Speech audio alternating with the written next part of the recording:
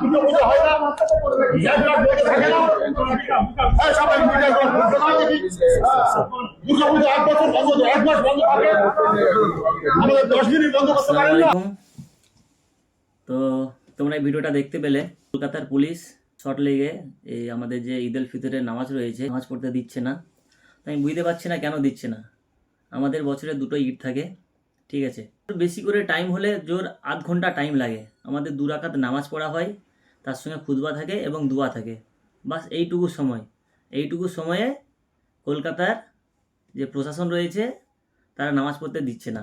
আমি সেই সময় পুলিশদেরকে বলছি, প্রশাসনকে বলছি, যখন অমুসলিমদের যখন কোনো অনুষ্ঠান হয় তখন দিনের পর দিন না, সপ্তাহের পর সপ্তাহ কলকাতা বন্ধ থাকে, রাস্তা চলাচল করতে পারে না মানুষ, গাড়ি ঘোড়া চলে না।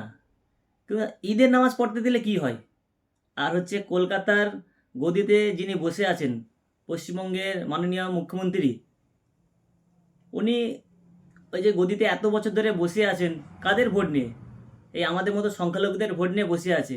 তো তাদের ঈদের মতো দিন নামাজ পড়তে দেওয়া হবে না?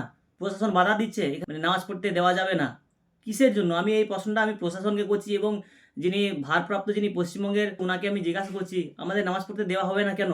আমাদের তো মসজিদ থাকে, মসজিদে যখন বেশি জনসংখ্যা হয়ে যায়, যার জন্য একটু আমাদেরকে বাইরে বেরিয়ে আসতে হয়।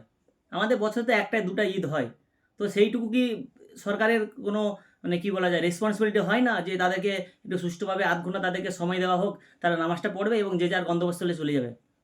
তো প্রশাসনের কাছে আমার কি বলা যায়, এই একটা দাবি, ঠিক আছে, যখন আপনি যখন বা আপনারা যখন সব ধর্মের মানুষদের যখন রাস্তা ব্যবহার করতে দিচ্ছেন, তো আমাদেরকে রাস্তা ব্যবহার করতে দিলে, আধ ঘন্টার জন্য রাস্তা ব্যবহার করতে দিলে কি প্রবলেমটা কি এসে যায়? কি প্রবলেম এসে যায় বলুন? আপনাদের কাছে এই প্রশ্নটা আমি রাখছি।